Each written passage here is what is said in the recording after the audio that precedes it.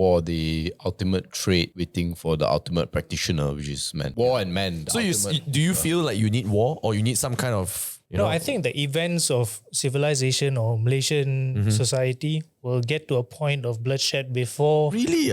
I think so lah. Because it's like, look at America, for example. How many wars they had to go through, right? Technically. Yeah. Or even like slavery were abolished. They had to go through They a had bit to of pain. go through quite a bit.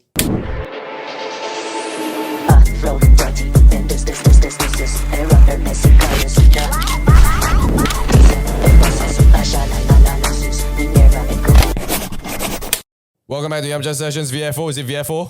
Yes, no, MJ? Yes, it is a VFO, very fast one. Today, welcome back, Chris. Comrade Confucius. Thank you for having me on. And welcome back to the brutal capitalist dictatorship of Kuala Lumpur. I hope everyone's having an amazing day. Are you having an amazing day, gentlemen? Bro, I freaking love it. Yes, I freaking you love are it when you have wonderful. that introduction. Because if you're having an amazing day, I'm having an amazing day. And if I'm having an amazing day, you should be having an amazing day. Hello. Today, I'm going to attempt to convert the Malaysian masses to a very frightening thing called socialism. Okay. Yes. Normally MJ does the intro, but I suppose you Sorry, don't. MJ. So go. Maybe you can do it. Today we discuss and we devise plans on how we can get all our wealth confiscated. Yes, I'm going to throw all of you into exactly. a gulag and, well, I'm going to make you do chores for me. So some background is are you a member of the Socialist Party of Malaysia? I am. You are a I'm member? part of the Okay. Subang branch. Subang branch. Oh, wow, okay. that's specific. We maybe go more into that because that's more on the practical side of our discussion. But right now we want to use corporate speak, 50,000 foot view, right? On what the word is. So I think a lot of Malaysians are not familiar with the word socialism, but they are familiar with the word communism. And I think in Malaysia, at least, I would say put that number to be about 70-80% negative opinions on the word and anyone associated with that. Then the remainder, mainly Chinese ultras, are quite positive about communism because look at China. Even though China is not very exactly, communist nowadays. But then I think there is people always use this comparison that socialism is like communism's younger sister. Okay. So I don't know whether that's the right foot to set this conversation, but Comrade, maybe you let us know. What in the world are the differences?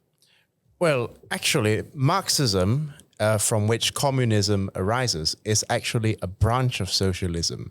Now, socialism did not come around with Karl Marx. Socialism has existed as a theory for centuries. Now, depending on who you ask, everyone has a different idea of socialism.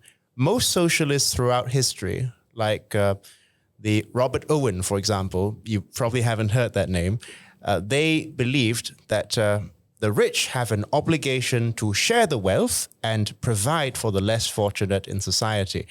And that was the generally accepted definition of socialism. Even Adam Smith, who penned The Wealth of Nations, who was known as the founder of capitalism, and that's putting it very crudely, could be described as a socialist in some ways because he believed that wealthier people should pay higher taxes, and he hated landlords.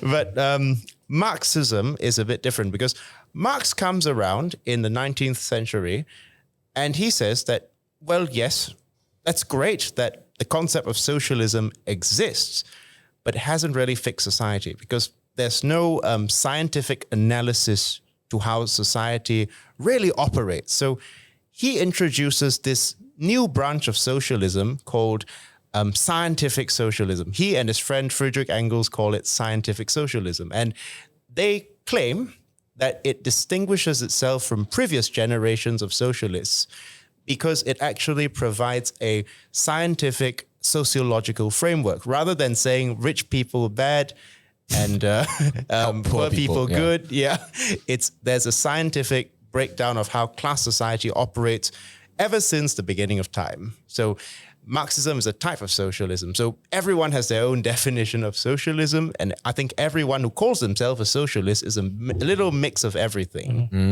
Fun fact, Lee Kuan Yew calls himself a socialist. I don't like Lee Kuan Yew. Oh, wow. So yeah, right. So that's interesting, right? wow. No, the reason why I brought the first question was precisely because of this. You ask different people, there are different description. But one thing I would say that is quite common among all the socialists that I see is that they have quite a strong sense of equality and fairness, right? So they want things to be right. It originates ironically from a feeling which is they cannot bear to see poor people suffering when there's people who are Living incredibly the grand wealthy, life. right? So that to them signals something very wrong. You can argue, for example, Buddha was the first socialist, right? Because if you hear his story, for those of you who don't know, he was wealth. He was a prince, right? Yep. And then he walked out of his palace and then he saw this guy, what's the word? Begging on the streets or something like that. And then basically he went into nature, shaved his head and become a monk, right? Yep. So that's like his response to this. And someone like perhaps Marx would adopt something more aggressive, which is maybe the complete opposite of what Buddha. And so everyone has a different description, different practical application. Can I just also add to this podcast before we go on deeper, right? That I am a man, right? That's not very familiar with the terminologies. So you forgive me if I ask you to elaborate on what this term means or whatever halfway through. Yeah. Just raise your disrupt hand. our conversation. I will raise my hand and then I will ask a question, okay? So that's socialism from our perspectives. I just to add before we move on to Vicky, for me, socialism is I would say, like I said, it's a feeling, but the ugly head of this is when it becomes as I mentioned earlier on, right, wealth confiscation, which then you can argue is a bit more like communism. Really. But anyways, I won't expound more. But maybe Vic, from your vantage point, what does this word mean to you? I think the word socialism or all the theories that is associated to it has been tremendously butchered Right. over the years. But having said that, I think the fundamentals of the fundamentals of socialism or the head or whatever the branches of socialism equates to equality. Basically, everyone is supposedly to have the same amount of distribution of resources. So that's what it is to me. Of course, in the complex world, even geographically, it cannot be applied everywhere in the most in a similar fashion. That's just my point of view.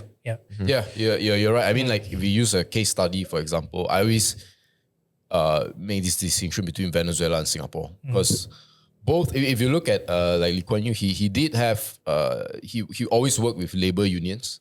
That was his power base. So if you know anything about socialism and all that, they work very closely, right, with the labor either party or some sort of what's the word? Would you say a Labour Party is kind of like a union?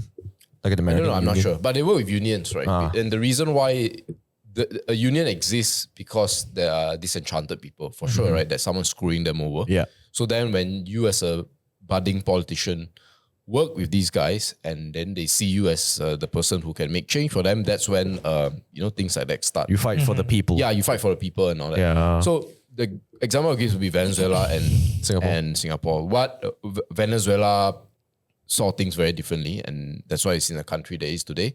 And the way Lee Kuan Yew saw it was to use President Deng from China. He said that,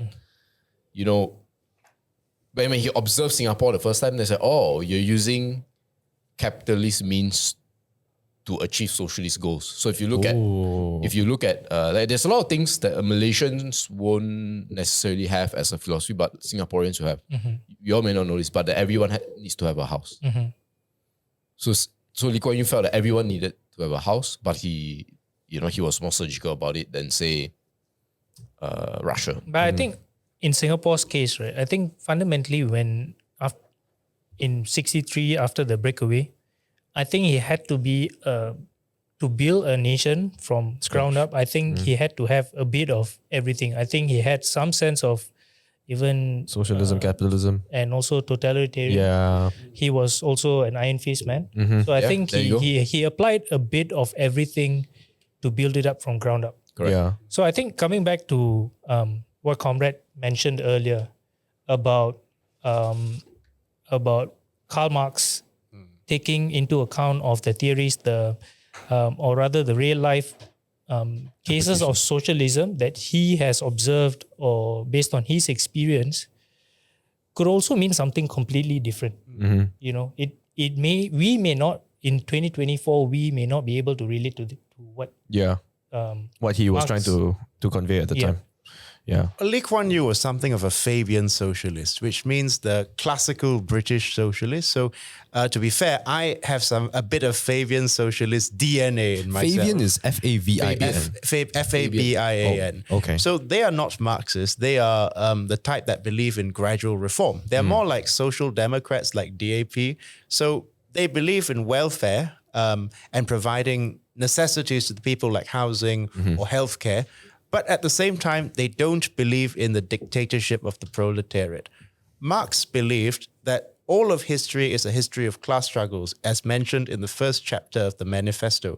So it started out between the slaves and the masters, then after that between the feudal lord and the peasant, and then between the capitalist and the bourgeoisie. It's a French word meaning the bourgeoisie, the capitalist, and the proletariat. Yes, the worker. So Marx actually believed that the capitalists, the bourgeoisie, were the most revolutionary class. He didn't actually hate the capitalists. Did you know that? He actually thought capitalism is actually an improvement from feudalism. If you read the first chapter of the manifesto, there are 4 big chapters in total. He in fact says that the bourgeoisie have proven to be the most revolutionary class. So they have played their role in dismantling feudalism. In 1649, Oliver Cromwell chopped off the kings of England's head. And in 1789, Robespierre chopped off King Louis's head. And in 1912, Sun Yat-sen deposed the Chinese emperor. Now, these are all bourgeois revolutionaries, but Marxists hold them in high regard as well because they failed feudalism. But the Marxists believe now the bourgeoisie have played their role. It's time for them to step aside. It's time for the proletariat to play their historical role. Yes. I got a question. So even for me, right, I'm not going to guise this as for the listeners, but could you elaborate on what a proletariat means? Good point. Yeah. The proletariat is basically the modern day peasant, the worker at a factory or a sweatshop. So for the layman, it's M40. Can we agree? Yeah, the B40. B40. B40 is an M40. Not even M40. Well, would you say M40 it's could a count. mix because, of- I mean, to be clear, back in the day, if you had a job at a factory, you were considered middle class because on that salary alone, you could Buy home. feed a correct. Feed the So family. in today's context, if we were to like superimpose this Proletariat analysis, terminology. it would be the typical worker at a MNC. So the average Joe that works in a company that's getting anybody who's receiving a wage and who's being employed by a capitalist is a proletariat.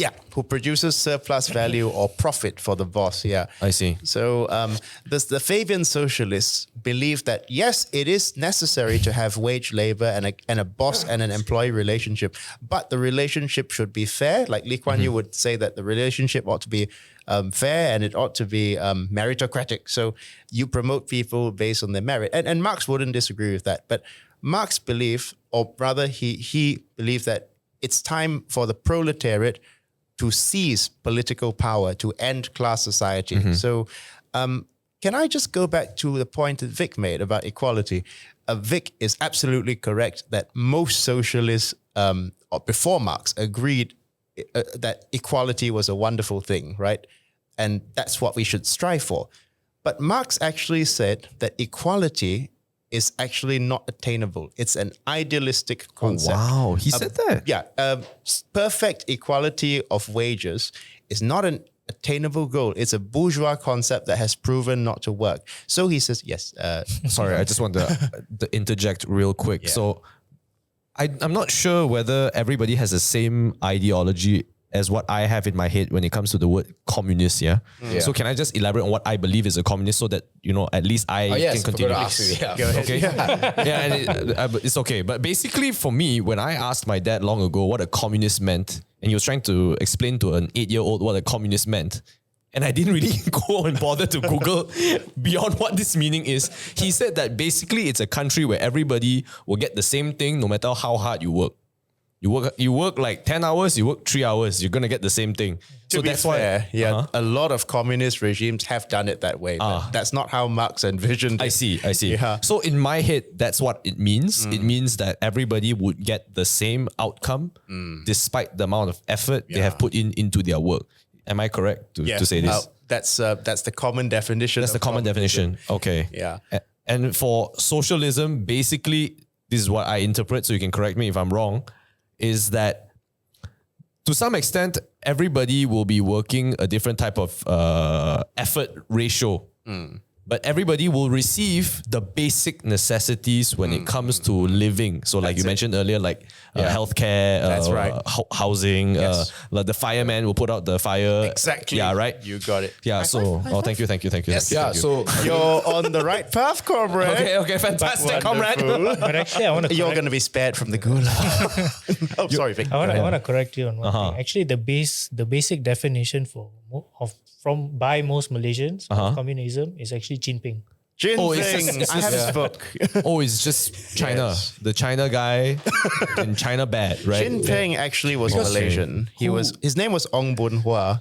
Oh, wait, what? Ong Boon Hua. He was born in Setiawan, Perak. And he waged a 40-year-long jungle war to try and take over the country and seize the means of production. He was a very, very orthodox Marxist. So he took Marx word from word, and he believed that the working class must quite literally, with the barrel of a gun, seize the factories and everything from the ruling class. So sorry, you guys go ahead. yeah, actually, to your point there, I think that's one spectrum that a lot of people, you can say on the left, Have the perception of. this is the spectrum, right? Which is the seizing of the means of production. So for those who are uninitiated, basically it means everything that is yours is now ours, right? And the extreme version would be, say, what happened in the October Revolution, 1917, where Russian people led by Vladimir Lenin basically ended the Russian monarchy by taking out Tsar Nicholas and his kids and wife. So very just to add, I don't approve of that. No. Just give me an example. That is under the branch of. Yeah. So it's like, okay, so to use his point, right? You have the way I explain is that, so you have a feeling, right, that people should be equal, Okay.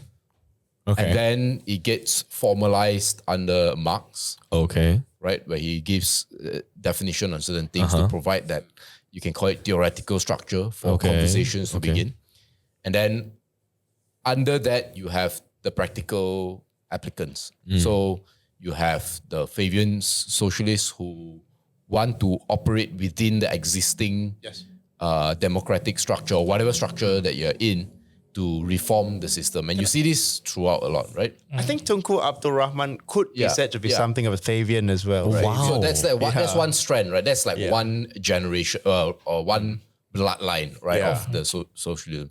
Then the other bloodline would be the more aggressive type, which is Time Vladimir to Lenin. kill. Right, it's time. Let's do it with. But he did mention earlier the bourgeoisie is also quite the revolutionary so that was generation, more the right? French revolution, where the bourgeoisie, which is like basically atas people, but not the most, took down The kings and the French, feudal lords and French, etc. king. So Marx was happy that they had simplified class antagonisms, because now that they have crippled the feudalists and they've crippled the religious authorities, now the class antagonisms are very simple. It's just between the proletariat and the capitalist. I see. So the bourgeoisie at the time, were they proletariats? Were they of the same class, or were they were a not. little bit higher? There were no proletarians before capitalism. Before see. capitalism, the proletariats were known as peasants. Oh, And the shit. bourgeoisie was known as the feudal lord. Oh, wow.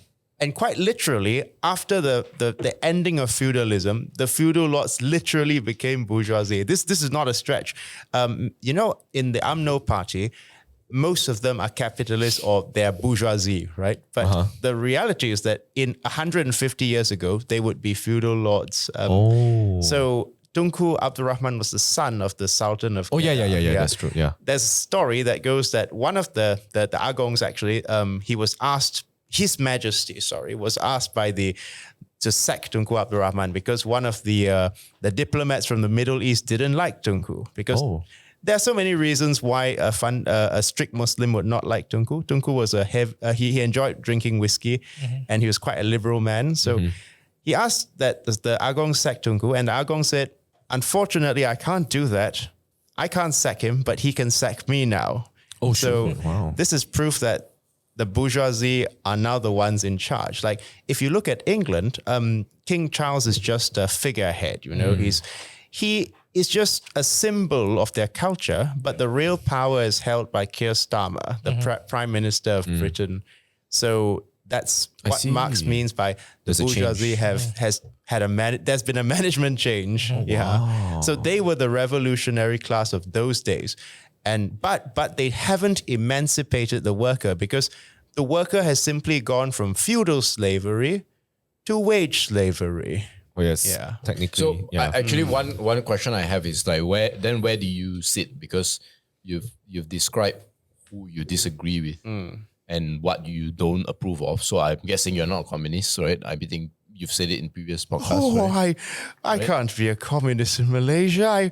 I'd be eating curry rice at night. And besides, I don't have the discipline to struggle in the jungle for my beliefs.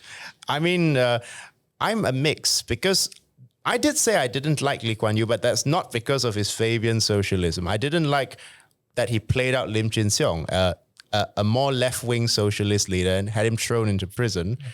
And also, Lee Kuan Yew had a very an elitist view of the world. Lee Kuan Yew was very elitist. So he did believe in hierarchy, and he believed that there are people who are innately better than others. That was Lee Kuan Yew's belief. I don't agree with that, and I strongly disagree with that. But if you were to ask me, I'm not so sure that Marx's goal can be achieved in this generation of ours, because Marx didn't think that there would be communism in his lifetime. Communism, according to Marx, is a classless society. A classless society where everyone, although they don't earn the same money, because to each according to his needs, from each according to his means, right? So everyone is paid based on how much work they do. That's what Marx believed, But the difference is you don't work for a capitalist. You own the factory, all the workers own the factory, and everybody is a worker. So I'm not so sure it's possible. I don't think it's a practical goal either to shoot for a classless society. In Malaysia, imagine how freaked out the average Malaysian would be if you say, Comrade, we should seize the means of production from the capitalists and those evil sultans. Let's gone lah, that one. Let's cut that out. I think we better cut that out from the. No, it's okay. Okay, but I think it's understood lah. Basically, it's not gonna happen lah, right? Not gonna happen. We're not that kind of people. No, they would freak out. They wouldn't listen to you, and it's like, but I think a more practical goal would be to shoot for a more just and a fairer society. At the same time, don't you think it would be very difficult, right? If everybody were to be of the same in terms of like if let's say factory A and factory B do the same thing, right?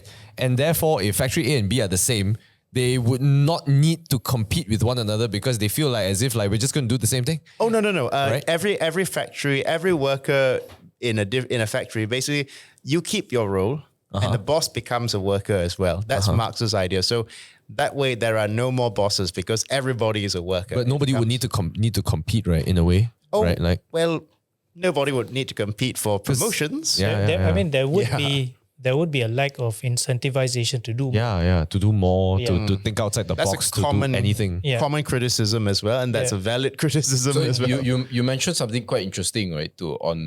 Based on both their points as well. This whole thing about compensation. So you did mention that although everyone is equal, but you seem to be open to the idea, which is what a lot of people on your side don't necessarily agree, which is that some people get paid more than others. That compensation it doesn't have to be the same. Actually, Marx will be the first to tell you that compensation should not be the same because it's a bourgeois ideal and it's something that is not attainable in reality because we all do different jobs. But according to Marx, wage labor is exploitative because the capitalist, sorry MJ, capitalist takes your money. If it's a mom and pop shop, it's different. That doesn't count as wage labor. But in wage labor, a factory setting, the capitalist takes your surplus value, the value that you've produced. So the difference between Armani and his workers is that Armani is the one who owns the factory, but Armani's workers actually produce the goods. And in the end, Mr. Armani lives in luxury while his workers are living in squalor. So that's why, Marx said that labor has produced beautiful things. It's produced palaces for the rich and hovels for the poor. And so the idea is not to make everyone equally paid, but to take away the yoke of exploitation that is causing poverty. But arguably, right, I think this the people on top of the pyramid that we are talking about, they are extreme minorities to a certain extent. So if we were to eradicate this whole class of folks, I don't think practically things will be equally distributed anyway. I mean, it's just a new level technically, correct. right? It's just So I feel taking away this class of people is not going to affect. I think there will be more adverse effect on this wage. This is a lack of leadership in some way also, right? Absolutely. Lack of direction. I think Deng Xiaoping would agree with you as well. Deng is seen by many as a revisionist because he allowed capitalists to produce wealth. But the irony is that most Marxists actually believe that you cannot have socialism without capitalism because you need to produce the wealth first before you can create a classless society. Is this how it operates with the Nordic countries like Switzerland, not Switzerland, like the Finland and Norway and Finland and Norway Scandinavian is countries? They're often used as an example of successful socialism. Where typically you have they're not okay. They are high tax rates. Everyone's equal on that. I would say that yes, the tax rates are high and so-called the nanny state is very high, very big, right? The nanny state. Yeah, so a nanny state is a term that's used where the state takes care of. Okay. So Singapore is a nanny state. Singapore is a nanny state. Oh, sure. Malaysia is not, right? So you can divide societies into you want the government to take care of you or do you want to take care of yourself? That's pretty much it. And so Malaysia is a bit take care of yourself. Right? Malaysia is kind of in the middle because we still have fairly decent healthcare. Yes, that's true. America is like a free range sort of state. It's like a drunk and irresponsible father. America has promises some semblance of a nanny state, but the nanny is taking a big nap. That's pretty much. But anyway, so they will use that. But what people actually don't understand is, and I think Scandinavia is actually quite both fortunate and smart about it. The first is they are a society that have a bunch of smart people, right? They're capable people. And they also have a society where the resource to population ratio is very big. Okay. That means there's a lot of resources. Yeah. A bit like Canada and to a lesser extent Malaysia, right? But most people don't know that a lot of they have some of the lowest corporate tax rates in the world. So if you think about it, the largest companies that come out of Sweden, IKEA. they exist. IKEA, Lego. Yeah. Then there's a bunch of others which on the top of my mind I can't remember. So they are very rational about their socialism. They basically say, look, you want us to take care of you? You need to pay up. So then they pay, right? They pay half their salary for it. But then the corporations, they're like, hey, you guys you can say the engine for our economy, so we'll halve the tax percentage. Wow. I'm oversimplifying, but that's why it's a bit of a misunderstanding when people say they are socialists. Huh. They're more social democrats. So basically you pay higher taxes and the government takes care of you. Yeah. That's social. Oh yeah, and one more thing I forgot to add, they're also monoculture. So they don't have a multicultural society. I see. I was going to touch on that because I feel that, earlier when you were making that comparison between Venezuela and Singapore and how like it turned out very differently and depending on the leadership and depending on the times, right? And how Comrade was saying how things will always change. Why can't we just like mix multiple types of isms into one country? Well, I mean, as Vic said, that's what Singapore did, right? That's Right, what Lee Kuan Yew did. Actually, I think, in fact, most or if not all the countries in the world, except for maybe North Korea, they do take a bit of Everything, every right? one of these isms. Yeah. I think that's probably the way to do it, right? Does it have to be black and white? It's like that meme that girl just goes like, why not both? Like it's not like it's the end of the world. Why must we like label it so hard? It's like, you're capitalist? Bro, I don't think a lot of people can handle being a capitalist country, bro. If you're going to be like America, that's a bit intense, man. It's like, for example, I learned something over the second most famous podcast in Malaysia. The second most famous. Who's the The second most? latest episode. We are the first, right? I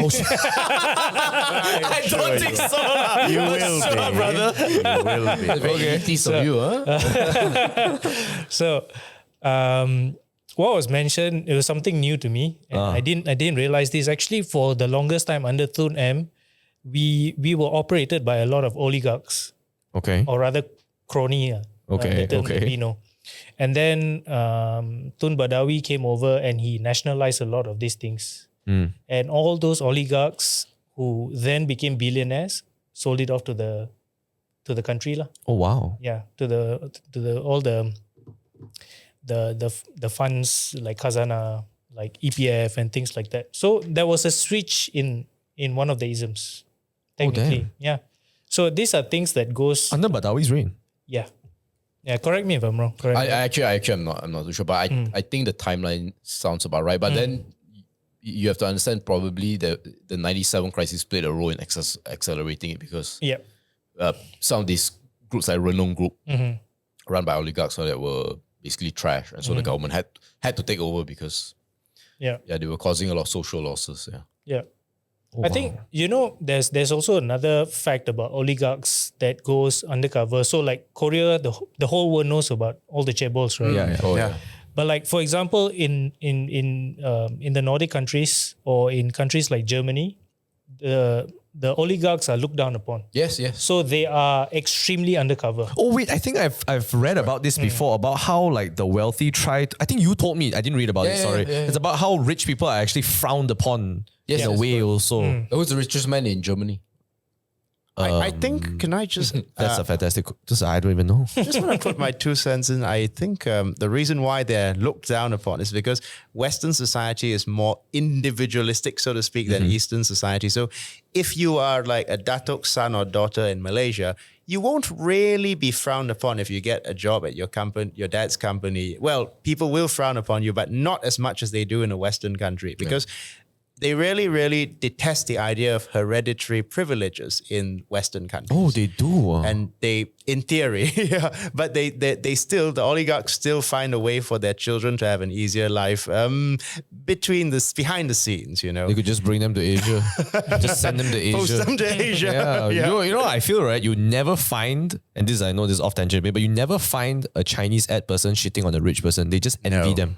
Don't you feel? Like a Chinese person, wow, they got damn rich. Cheng was a banana, but he was rich, so they don't shit on him. Was he a banana? He was. He didn't speak any dialect, any Mandarin. Wow. Tan Cheng Lock. He only spoke English and VM because he spent quite a number of years in India, actually. Good man. No, he was. Malaysian. We have hope, comrade. We have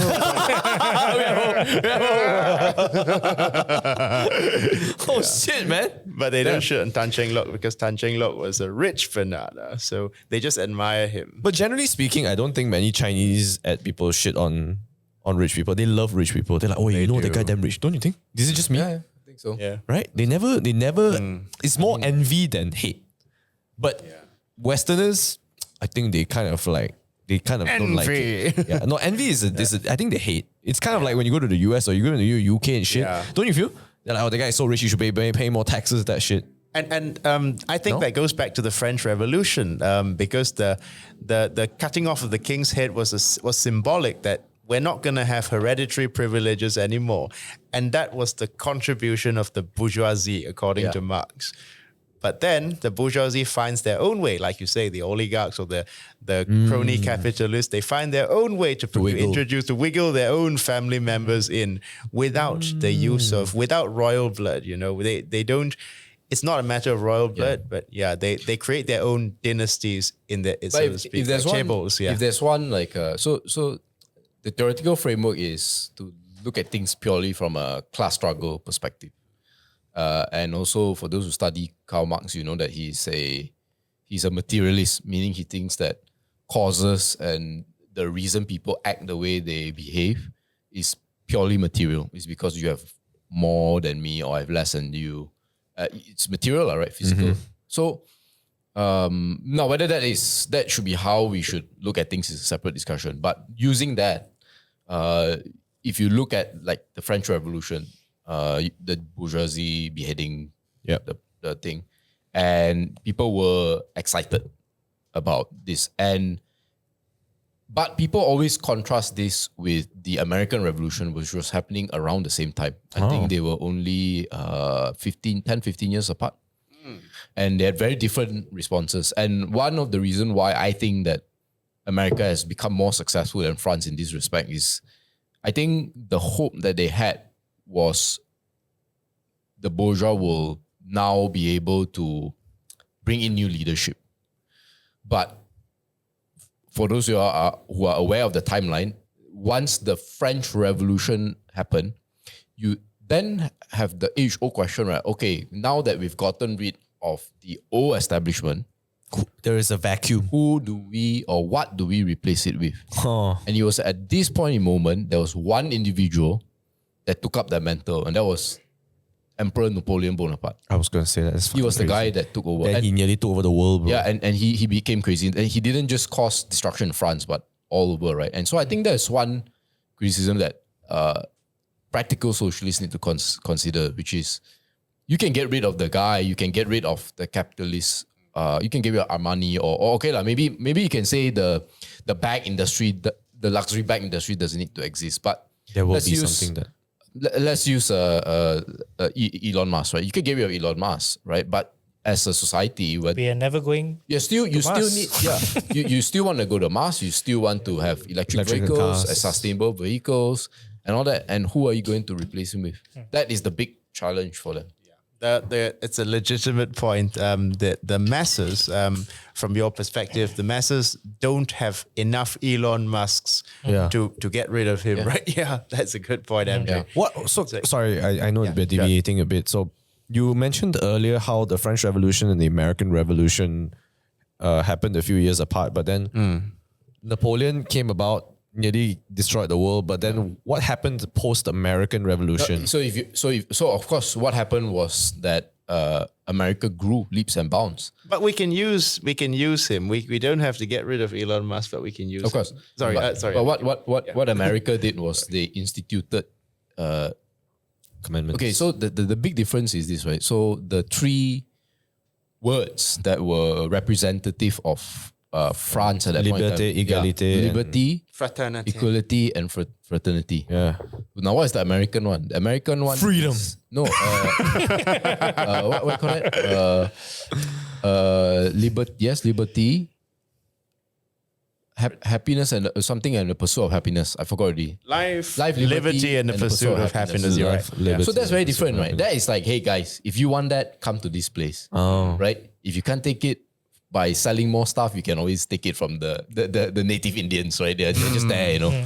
So they kind of grew in that sense, but then I think France were a little bit more on the equality side. So you realize that equality is not inside that tree for that. So that's why the mindset of Americans is always pursuit of happiness. Now, actually, when they were drafting the document to include those three words, it was actually the pursuit of property Oh, sure. instead of happiness. Yeah, they wanted to change that because I think it's a better word. But in essence, if you take the old description, that is quite representative of America, right? If you want to have more properties, you go there. You can have a lot more, right? If you want freedom, you go there, right? But and life, right? If you speak to Americans, they have a certain zest for life. They're more optimistic for life. They're more optimistic compared to A lot of people around the world. Europe, right? It's just Europe, right? But then when you imagine what a society will be like if it's based on liberty, equality, and fraternity. That's exactly what you get in French people, France, right? You get high taxes, socialism. You get good bread though. Yeah. That's actually the bourgeois socialist ideal. And it's a good ideal. Liberty, fraternity, equality. It is good ideal. The problem is that it's very difficult to actually implement in real life because many people do not believe in these concepts. I tell you one thing that is good about socialism is that they always push the society to be better. Like it's never enough. And it's never ill fault, right? Because they can't sit down and sort of celebrate. In a weird way, they are like a high level athlete, where you achieve this equality. Like, people will say China lifted like 800 million people out of equality, but then it's like, but you still see so much wealth inequality in the country. Same with America, you see so many rich people, so many people can become millionaires. But say, but not everybody, So there's always that almost, that intense desire to improve society, which. So you know what I think about reaching the absolute pinnacle of socialism or equality? I think on top of that, you need absolute dictatorship. For you to be able... No, you need absolute dictatorship at the top. Or rather, total control for you to be able to implement all of this.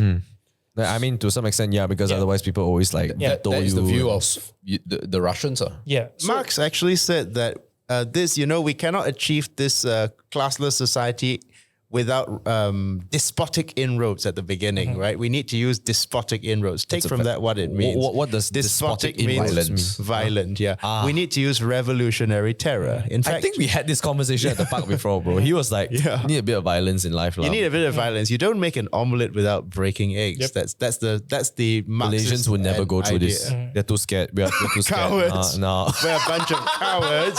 We want to sit down and drink teh Bro, tarik. I don't know whether I For want example, violence. I'm a firm believer that if ever the B status were to be threatened. removed, I think there must be bloodshed on streets. I just think so. You don't think we could do it democratically? Absolutely not. I think historically it's been proven multiple times over thousands and thousands of years that I think something of a scale that big will never happen peacefully. Was MJ, you were saying the greatest villain of all time? What was his quote about war? Oh yeah, war, the ultimate trait waiting for the ultimate practitioner, which is man. You guys should read up on this. I'll go look it up. Blood Meridian. I think it's the best villain of all time. It's called Judge Holden. He looks like he's like Baron Harkonnen, but very much more competent. If you guys know Baron Harkonnen, and he can walk, so. The Baron can float. Yeah, the ultimate war and man. So do you feel like you need war or you need some kind of... I think the events of civilization or Malaysian society will get to a point of bloodshed before... Really? I think so lah. Because it's like, look at America, for example. How many wars they had to go through, right? Internally, technically. Yeah. Or even like when slaves... slavery were abolished, or when the black people got their rights to vote, for example, they had to go through they a had bit to of pain. go through quite a bit. Revolution. Actually, I think in Thailand as well, right? Yes. If I'm not mistaken, even in Indonesia also. Yeah. Indonesia, yes. But always the question is, which side is going to win the revolution, and what is the revolution about? And let me just be real, man. We're the Uchiha clan, bro. We're fucked, man. If you know, you know, bro. But Hey, you got me on your side. okay, I guess we got each other. We're bunkering in. There's actually another example of socialism. I'm actually a fan of this figure, Fidel Castro. Okay. I adore him as a fighter. not as a politician. Okay. So he's an absolute socialist. Is he the guy that's on like multiple like? That's Che flag- Guevara. Oh, He's okay, his never right mind. hand man. Oh, okay. His right hand man. Yeah. Yep. So he started a revolution in Cuba and took over the country, had everybody behind him, but he was just not a good politician. Like he did not know how to shake hands with the states. And because of that, there was a lot of sanction. The country went into mud. Yeah, it's But- quite terrible. Yeah, but in the initial stages, before he got all that shit, all the basic necessities were given equally for everyone. So until today, healthcare is free, education is free. But trade is quite shit lah. Supposedly, food, basic food, potatoes, and I don't know what they consume lah. Okay, it's meant to be distributed equally, Until today. but they don't have enough of it. Oh Jesus! Because they're not producing well. They need. At least the concept is there lah, right? I suppose. I'm actually, that's what Deng Xiaoping said. You need to let some people get rich first to produce the wealth to circulate in a society. You can't do socialism when everybody is poor. So that's why he let that people get rich. And that's a common criticism of China. Like many people say, how can you call yourselves a communist country if you have billionaires? What are they? The people's billionaires? But then Deng Xiaoping actually kept them on a leash, so to speak. So they have to serve the Communist Party of China's interests. It kind of makes sense now, right? Actually, if China was like a communist, quote unquote, communist country for the longest time, and then now suddenly they opened up, it's kind of like they knew that there had to be a transitionary Survival. Because Mao actually, like you said, Vic, that Fidel Castro was too idealistic, so he wouldn't shake hands with America. But Mao was pragmatic enough to shake hands with Henry Kissinger. And Kissinger is the last thing from a socialist. Kissinger was a very right-wing figure. He shook hands with Nixon. And basically, the Chinese are very, very pragmatic in that regard. They are actually willing to work with capitalists. They're willing to work with Islamists. Yeah. They're willing to work with anybody who serves their people's needs, right? So that's what Deng would call pragmatic socialism, or socialism with Chinese characteristics, which is not dogmatic Marxism, but Marxism adapted to the material conditions of his time and place. Wow, that's kind of wild, man. Now that you say that, holy shit, man. Yeah, a lot of time it's really about the problem with socialism is that or socialism is that they talk a lot about how to split the pie. Yeah. But You don't for have you to pie split yet. the pie, you need have to the pie. You have a pie, yeah. right? So that's why people like Scandinavian countries can afford Because they have a more pie. because the pie was there in the beginning, right? Malaysia can afford to talk about at least race-based socialism because we have oil, we have a bunch of all these other Yeah, things. but if you're unfortunate, like a country like Singapore. No, but you see, pie the at way the the way time. Singapore does it, the way Lee Kuan Yew did it, and they're still doing it is, look, other people, other capitalists can come to our country and make money. We'll take a slice of that.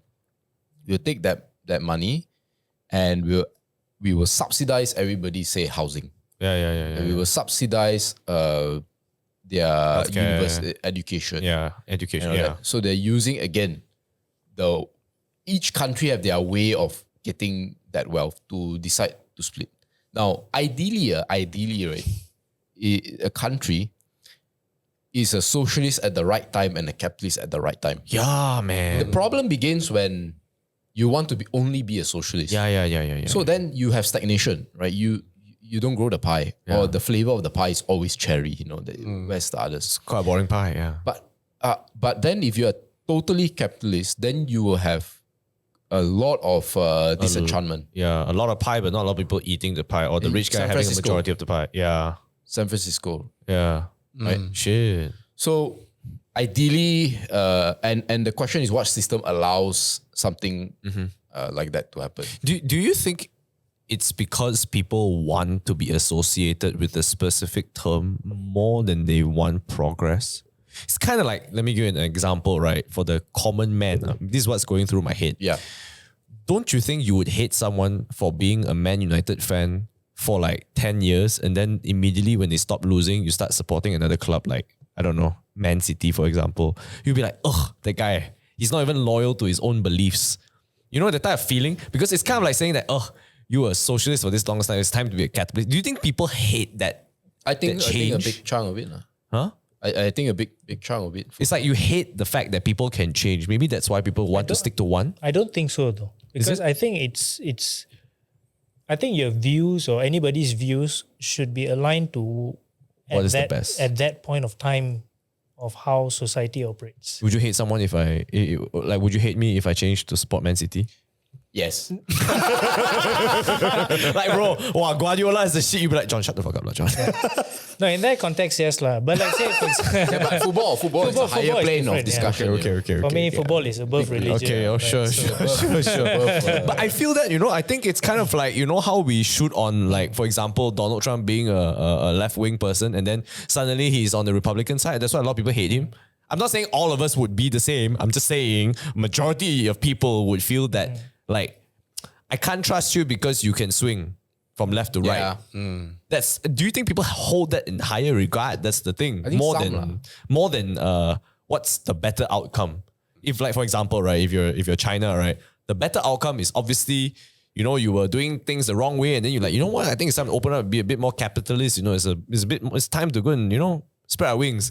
Then people are like, hey, I thought you're communist.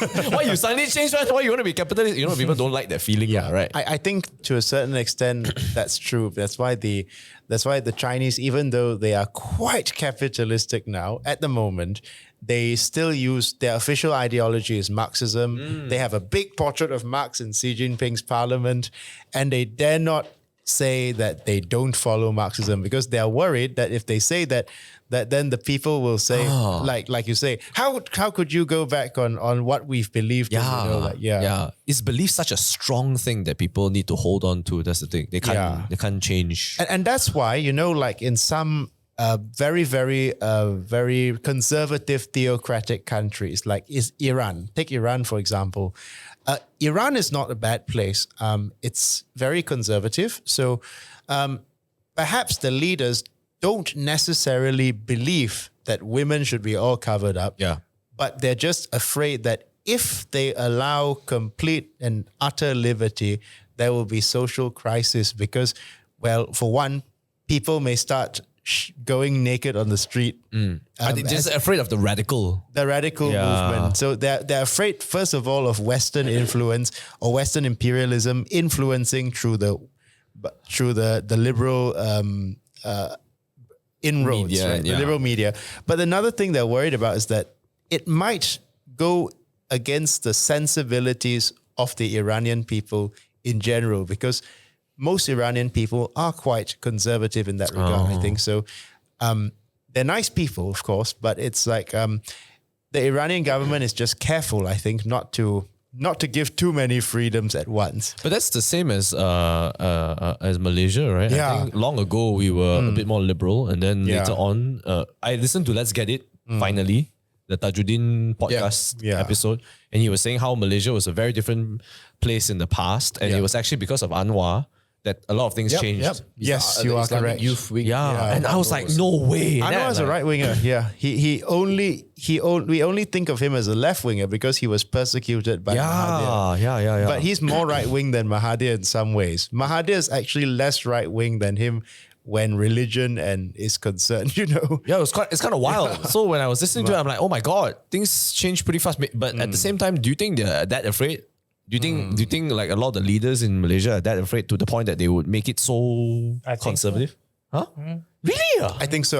Because bro, so scared of bikinis one. The thing is They're not scared of bikinis. They're scared of the people. Backlash, yeah. And because because if you're a political leader, you have to think about control how the masses will react to what you do, because Tunku Abdul Rahman actually wanted to normalize relations with Israel.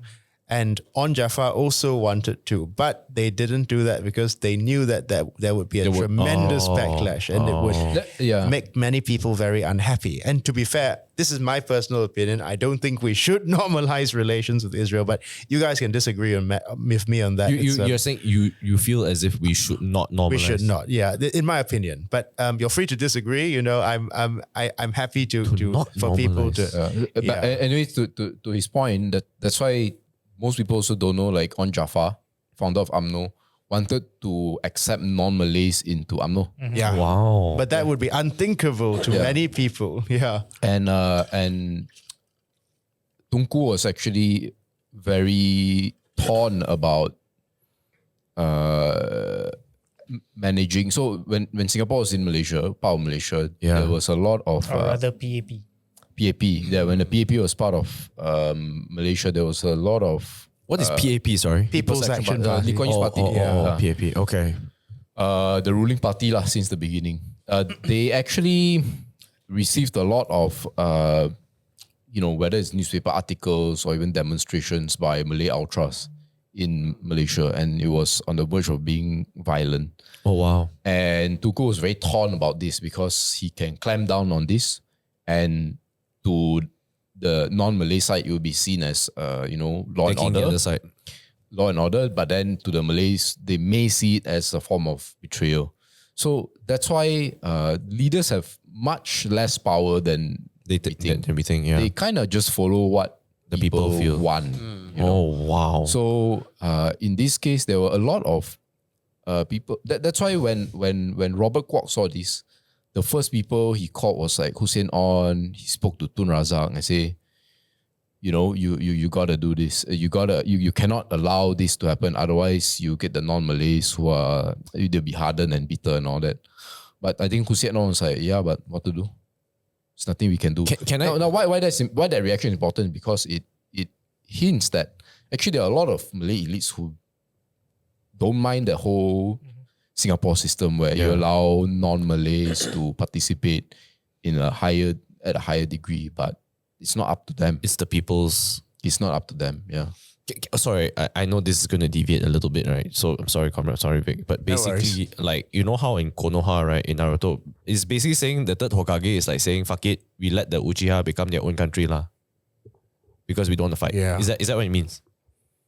No, it means that the people. What I'm trying to say is the people have a lot of power. Yeah, because majority of Konoha feels as if they I really don't like the Uchiha people, but then, No, it's like people are actually the ones pulling the strings. Then the leaders just go with what the masses want. So when people on Facebook or whatever keep saying, we are good, but it's our politicians that are bad. Yeah. But they don't realize that how are the politicians able to manipulate people? But I have opposing view to that. I don't think people have any power to the operators of Malaysia, for example. I think they are playing based on I don't think people have any power in Malaysia over the people they elect. The only reason why I say that is because you can be against the government of the day. But if you were in the 90s, there were a lot of people who were opposing Thun, but they were reaping every single fruit that was coming from Tun's actions. Yeah. But Tun also was quite brutal lah, So to be fair. Yeah. So in that context, I feel nowadays, because there isn't much to give, they have to start listening. I feel it's a consequence of how much they can give, and hence why they are starting to listen. I think just nature will take its course. If Malaysia becomes better again or get to the peak days again, I think tides will change again. That's true. Actually, if you have things to give, that's when you kind of have the power to make decisions. But if you have nothing, then you no choice lah.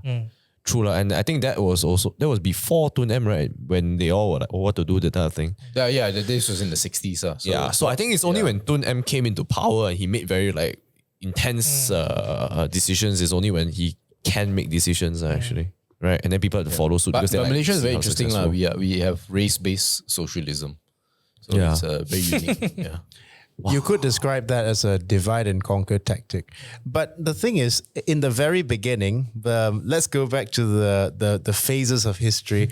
The Malaysia turned into a free country, so to speak, in 1957. But I argue that we're still controlled by the proxies of the British, right? The colonial surrogates, because our leaders are still very, very friendly to the Western capitalist imperialist powers. But that's beside the point. The Chinese and the Indians had been proletarianized. They had become workers for 50 years at least by the time we attained independence, because the Indians were working in the rubber plantations, the Chinese were working in the tin mines. And the Malays, however, were kept in the fields. They were peasants. They were under the feudal system. So I think, to play devil's advocate a bit, even Tunku Abdul Rahman did support affirmative action. The idea was to put the Malays on an equal playing field with the Chinese and Indians, because at the time, the Malays were really living below the poverty line when they were, and they had been thrust cruelly from feudalism straight to capitalism in 1957. It was a bit unfair. It was unfair. They were worried that they would have they would have a leg. The Chinese and the Indians would have a leg up to them because they had more experience with capitalism, and the Chinese, the Peranakans, had been businessmen in Southeast Asia for hundreds of years already. So there was quite a wealth disparity. There's no doubt about that. And the Malays were indeed the poorest group at the time, right? At the time, not anymore, but at the time. But unfortunately, what happened is the race-based politics, after you've created a strata of elite, wealthy Malays, then you have the Malay elites taking advantage of these things when they don't need to. Because poor Indian or Chinese kids actually need affirmative action. Because he had outgrown what its purpose had been. Exactly. It's now an outmoded policy. So the word outmoded is also used in Marxism a lot. So a policy can be good. Like one of you guys was saying that something can be good at the right time. I think it was Andrea. So a policy can be good at one particular point in time, but at another point in time, it can be bad. So perhaps the affirmative action did lift many, many Malays out of poverty, but now it's being abused by the elites. And unfortunately, even while the rich, wealthy Malays in the urban areas, they're getting the lion's share, the poor Malays in the rural areas suffer a lot, and they haven't benefited as much from affirmative action. It would be a lie to say they haven't benefited, but at the same time, the ones who get the best textbooks, the best schools, and the best teachers are the wealthy, English-speaking urban Malays. So the rural Malays continue to fall back, and affirmative action doesn't really help them that much. You know what I mean? It's like I just don't know why it can't be a class, not a race thing. Same here. I just don't get it. Like, at that point, maybe, you thought it would be a quicker way to do things. And then like at some point you didn't go like, you know what? Time to change. It should be, That's where I want to go back right to the beginning of the conversation. And I think this is something that we all can discuss. To your point, and I'll tell you why I think it cannot just be that. It has to do with how you view people. So, Comrade earlier on alluded to how he disagreed with Lee Kuan Yew because he had the elitist mindset that some people are innately better. My view is that there are people with innate traits that, or at least groups of people even, that other groups cannot or will take a lot of time to adapt. So, for example, between Malay and Chinese people, it will take a long time for Malay people to achieve the same level of business acumen as Chinese people. Generally speaking. So you have the Cairo Amings of this. Yeah, so I was going to say that, bro. I'm like, Cairo seems to be a better businessman than me. But that is an outlier, right? Because if you look at the number of Chinese businessmen that actually succeed as a percentage, relatively, it's a lot higher. With the disadvantages that supposedly at place. So why it cannot be Like, why can't it overnight. just be a class thing?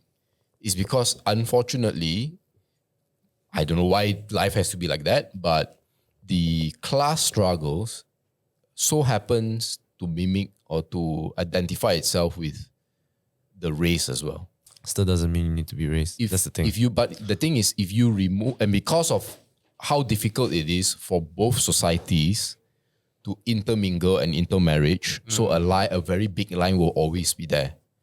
That's why it makes it easy. If everyone could be like Peranakan, we will have then we can be class. Yeah. Yeah, because There's it's a rich singular. Peranakan. That's the He ideal. old school money. I'm new school Peranakan. Yeah. Or that no problem. But because that option is not available, Yeah, I would love to date a Malay girl. yeah, Forget. Okay. because that option is not available, that's why it's easy to identify it with class, race, and class. So that's why Malaysia have this unique problem. And that's why even with the abuses, and this is something that many of my non-Malay friends will disagree, even with the abuses of the current system, I still think it needs to be there and we just need to suck up to the abusers. Because what will end up happening is if you take away these privileges, not only do 80% of Malays don't have much wealth, now that number will go up to 99% of Malays. Because unfortunately, through these privileges, only a handful of Malay businessmen have been able to stand on their own 2 feet. The rest are there because the money just prints. So you're trying to say Yes. that Perhaps the it may- Bumiputera rights need to continue Yes. because if you remove it, there will be more incapable Malays. Yes. Because if you did a class base instead of a racial base, Yes. the Chinese and Indians and the lines that are not gaining from this system would have like totally Yes. increased their Let- power. Let me give you an analogy, right? Okay. Let's say you play basketball. Yes. One side play the typical, I think, 10 feet high basket. Okay. The other side have been playing 6 feet high. Oh, good lord. So they playing. And after a while, the team that shoots on the 10 feet Yeah. basketball court is still doing better than The 6 feet the one. 6 feet one. Okay? Ah. But then somehow you wanted all 5 players on the court to do well. Only one is doing well. Whereas on the other side, the normal side, you can say 3 out of 5 is doing well. Now, are you going to tell me that if we now push the thing back up from 6 to 10 feet, that the other 4 are going to do better? Yep. Or that and if that one person that's going to do well is going to remain? My answer is no lah. For sure. But my solution here is why not we just let the people who are not so good at basketball play with the 6 feet one and the good ones play with the 10 feet one, regardless of who. Because we only have one country and one court. Yeah, lah, but you just change the team around, that's what I'm trying to say. Can ma? Can change team, right? No, we should. So changing team is called cross-marrying. Oh, but we So cannot if you cross-marry lah. cross-marry, we cannot. That's the thing. Or because don't want to change to... Exactly. I don't want So sunat if we lah. could do that, no problem. Ah, So then we have this this problem now. And the problem will not be the politicians. Because it will be the people at the newspapers, at the media, people. And in our generation, if let's say we remove Bumiputera, it will be some very magnetic figure on TikTok that's going to bring this up. You see? question, right? I know this is also side deviating, but imagine, right, if you can marry a Malay person, right, and not convert. You think, Ah, that would be No, wonderful. so that would solve a lot of things. Yeah, right, would, like, yeah. wow, actually quite legit, right? I tell you, ask 10 Chinese dads or mom, why do you want your daughter to marry a Malay? You know, maybe one will say it's fine, no problem, because they've seen it in their family and it works.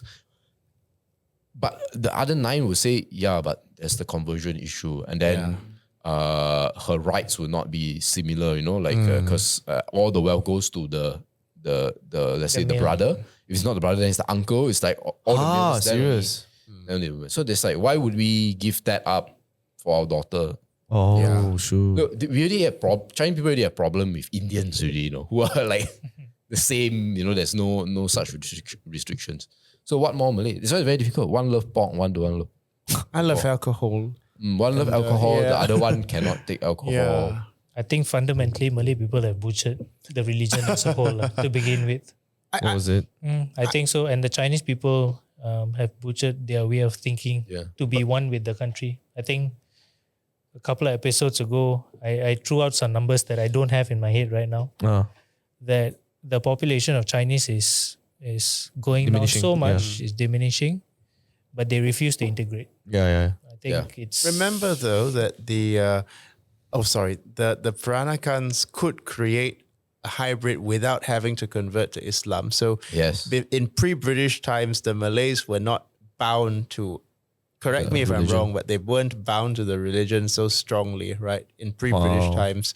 But the British had, I don't know if it's the British or if it's the post-colonial leaders. I really don't know. I think it's probably post-colonial leaders, bro. Because before this, I think around the world, they don't really have this problem, right? Because I know a lot of people who feel like, oh, I want to marry this person, but this person is Islam. Let's move to Australia. This is like the number one solution, bro. I don't know whether you guys encountered this. Or Thailand, yeah. It is probably the only country in the world where if you marry a Muslim, you have to convert. Yeah, right. So I think a lot of people have that. Even if you go to Singapore, honestly, I think if you just married someone that's No, you don't have to. it's not like it's forced. In India, there are quite a number of Hindu and Muslim couples. Like Hrithik Roshan's wife is a Muslim. Oh wow. Shah Rukh Khan as well. Oh, Shah Rukh Khan's Hindu, wow. a Muslim, and his wife's a Hindu, and it's quite acceptable. But is this a not to everyone. religious law? Can you just Google this shit, bro? Like, is this a religious law? Is this a country law? It's a country law. But it's a country law. Yeah. So basically, in Islamic religion, you don't even need to do it.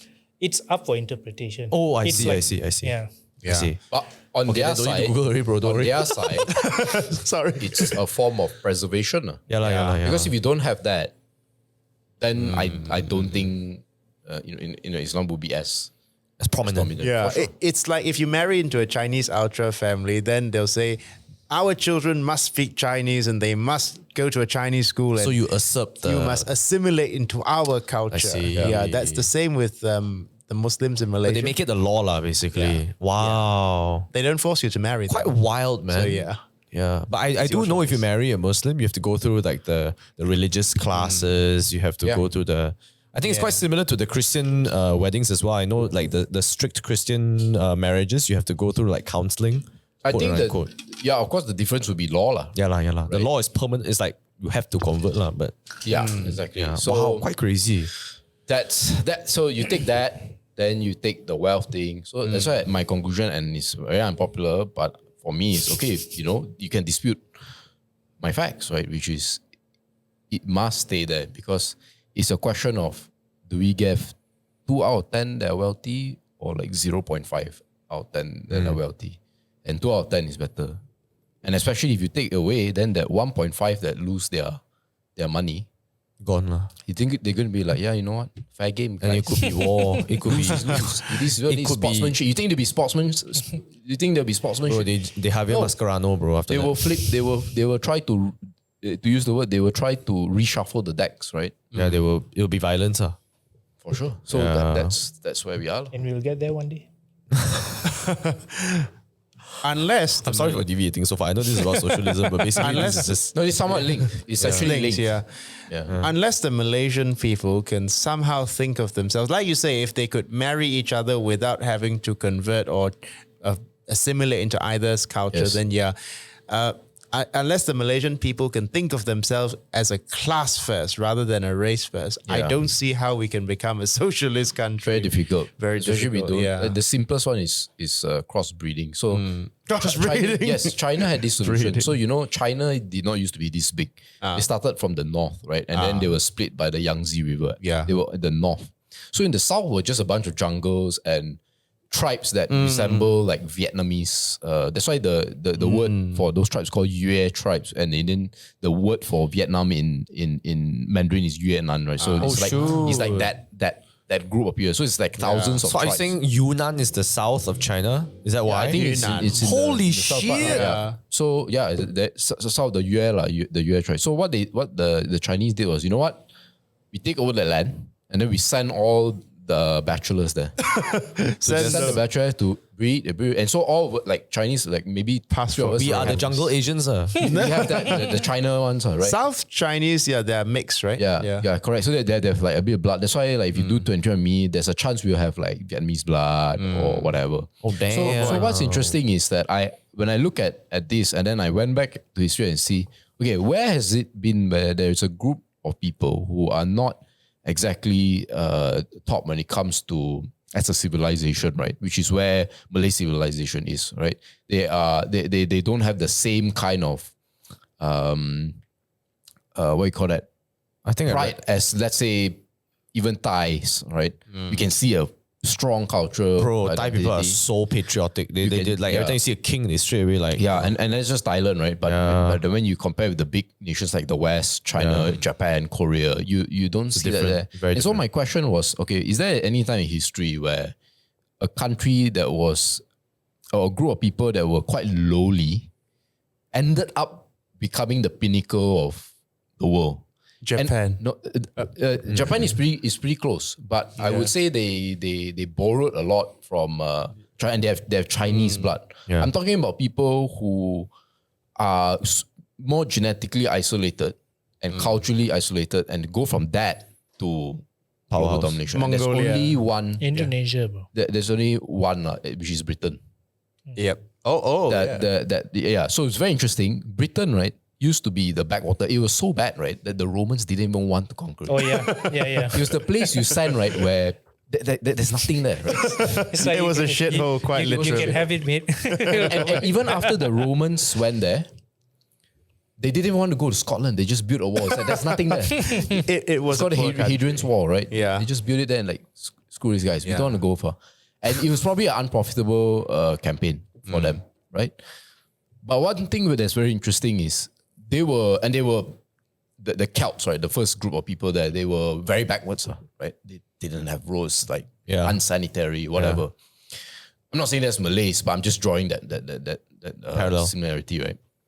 So then when the Romans came, they adopted a bunch of things. Then when the Romans left, then they revert back to their ways, original self. right? Now until the Vikings came, because the Vikings came and then they breed with the Celts. And then after the Vikings, it was the Frankish. So these were the French people. Oh, sure. That's why the first king of England is William the Conqueror from France. So then it was the French, the Dutch, that area. And so through years and years, all this intermixing. Interbreeding with multiple cultures, you Then create. of course we have with some luck of the fact that they are an island nation. So whatever happens, the continent they can Remains, be they can isolated, be, right? So they don't have like massive wars that crush Yeah, them yeah. like the. It just 15, 30 continued years lah. war, It just yeah. continued to evolve in its And so unique then way lah. they became who they were. Holy English is a shit! mix. That's why if you look at their language, it's like there's French. I think it's only until 14 something where it's the pure English, like the modern. Yeah, that's why words like rendezvous. Yeah, it's all mix and mix. Yeah. So, Oh my god. yeah, and you thought it stopped there. Then the same group of people went into America, and so then America becomes the big extension of UK. the magnified Yeah, extension of England. So similarly, we looked at the issue that we have now. Now, can we expect, given like historical evidence, right? Can we actually expect Malays to really make that jump? And I know people like Tun M, Malay nationalists want that jump, right? The pure-hearted goal is for Malays to catch up, right? They always use the word to catch up, to have equality. And my answer is that unfortunately, unless every race stops running a race and we wait for them to catch up, or in fact, wait for them to run forward more, then only we start. Unless that happens, like Or you let them breed lah with Exactly. everybody else lah. Yeah. Then you need can evolve ma. Oh, I think you mentioned this before. Or was it Tun M's book? I also don't remember. Because a lot of Malays back in the day, they used to marry each other off to cousins and everything too. That's why the genetics was held there. Exactly. Oh my god. yes, bro. So literally is That's love local, man. conquers all. Love conquers.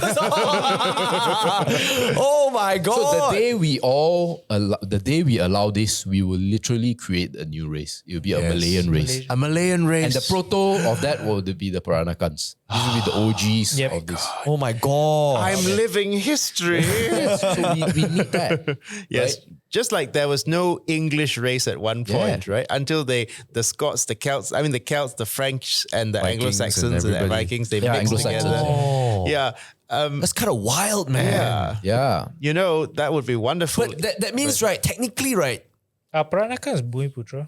No, we Why tried. you're not? There's That's some criminal, Chinese, mate.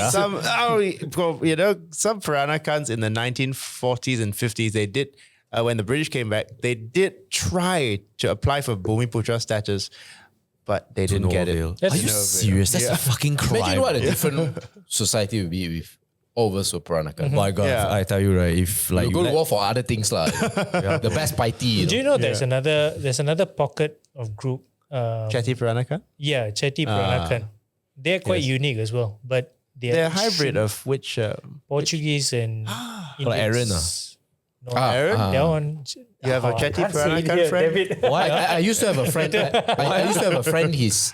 I won't say his first name, but his surname is like Dorville. I think he's probably what you're talking about. why can't you talk about Aaron? You don't. I didn't even say what's his surname. It's not going to be anything nice. It's okay. Aaron Loh. Okay. What the fuck? Okay. Yeah. We need. Yeah, basically, we need Peranakan. Then we will be different. Then you can practice socialism later on.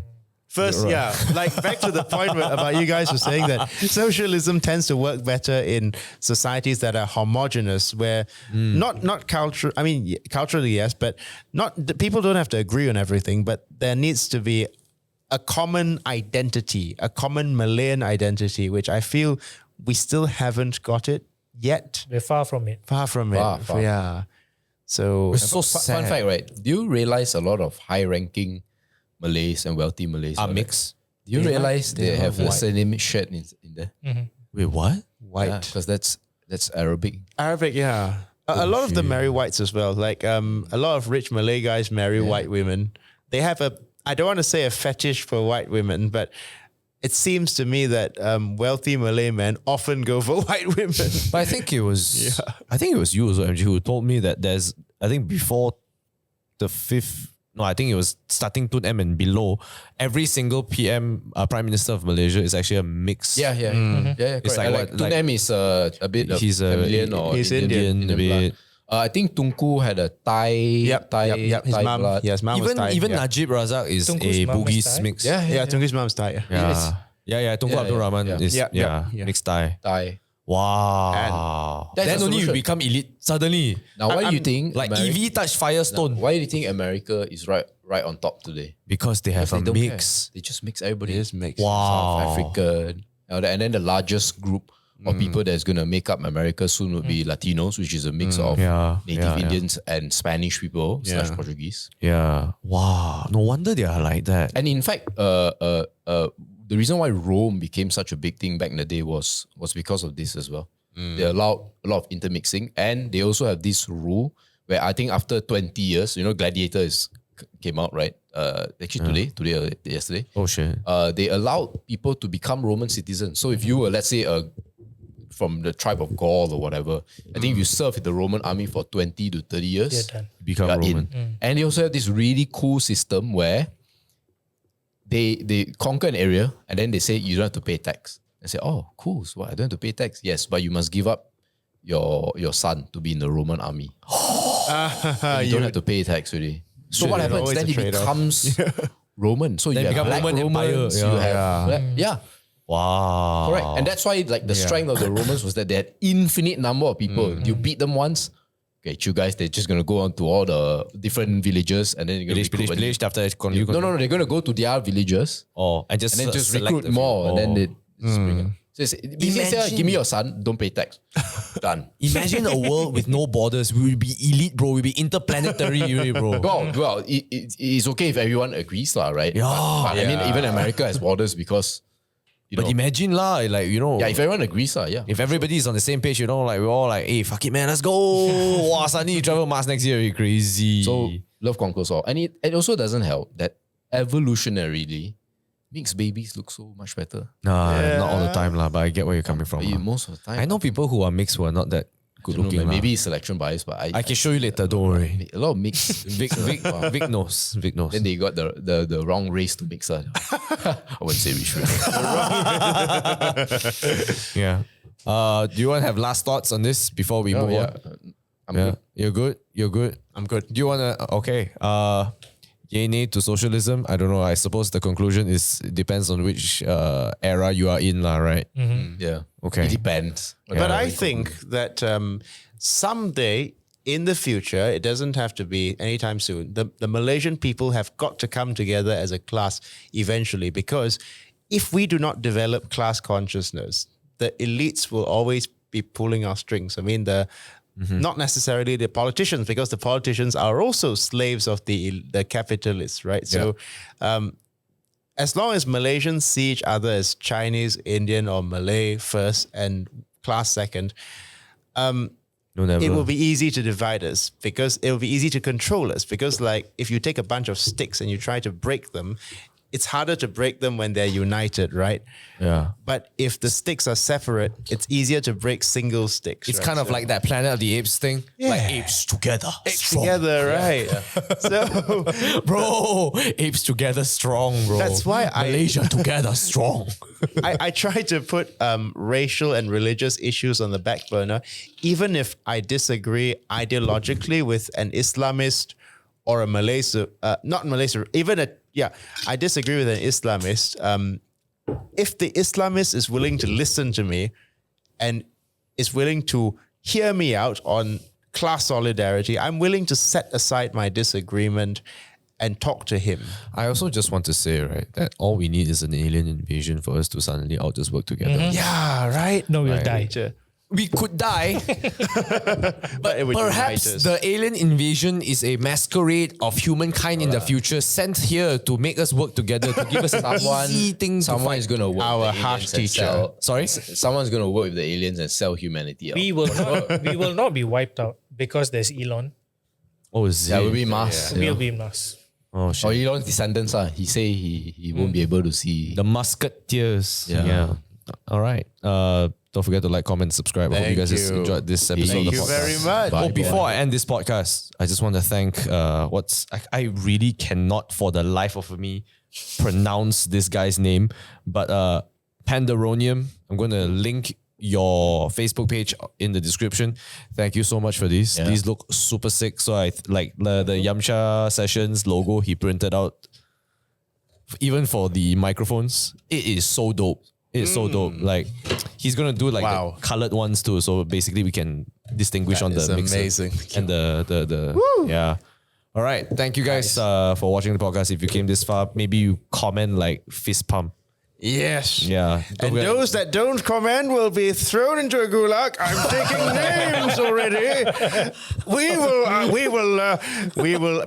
will make no excuses. We ask for no mercy of you people, and we give no mercy in return. When our turn comes, we shall make no excuses for the terror. I gotta say, your entertainment value is 100. 100, bro. All right. Thanks for watching, guys. everyone. Bye-bye. So funny, man. That's a I think it was like an hour and a half.